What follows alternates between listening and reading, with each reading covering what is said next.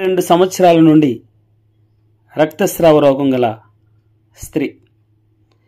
ఆమె అనేక వైద్యుల చేత ఎన్నో తిప్పలు పడి తనకు కలిగినదంతయు వ్యయం చేసుకుని ఎంతమాత్రమును ప్రయోజనం లేక మరింత సంకటపడెను. ఆమె యేసును గూర్చి విని నేను ఆయన వస్త్రముల మాత్రము ముట్టిన బాగుపడుదును అని అనుకుని జనసమూహంలో ఆయన వెనుకకు వచ్చి ఆయన వస్త్రము ముట్టెను. వెంటనే ఆమె రక్తధార కట్టెను. 12 ఏండ్ల నుండి రక్తస్రావ రోగం కలిగిన ఒక స్త్రీ ఉండెను. ఆమె అనేక వైద్యుల చేత ఎన్నో తిప్పలు పడి తనకు కలిగినదంతయు వ్యయం చేసుకుని ఎంతమాత్రమును ప్రయోజనం లేక మరింత సంకటపడెను. ఆమె యేసును గూర్చి విని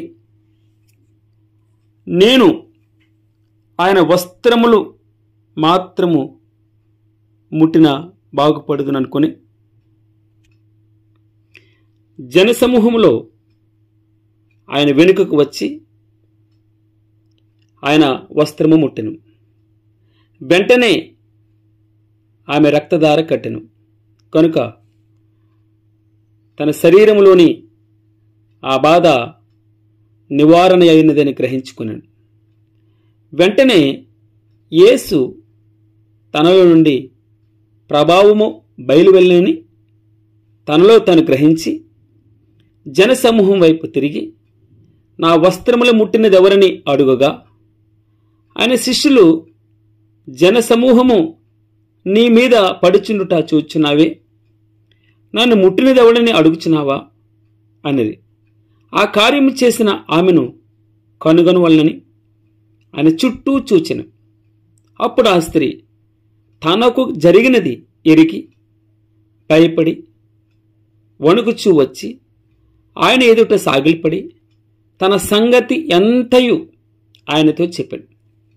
అందుకైన కుమారి, నీ విశ్వాసము నిన్ను స్వస్థపరిచెను, సమాధానము గలదానివై పొమ్ము, నీ బాధ నివారణయై నీకు స్వస్థత కలుగుగాక అని ఆమెతో చెప్పాను.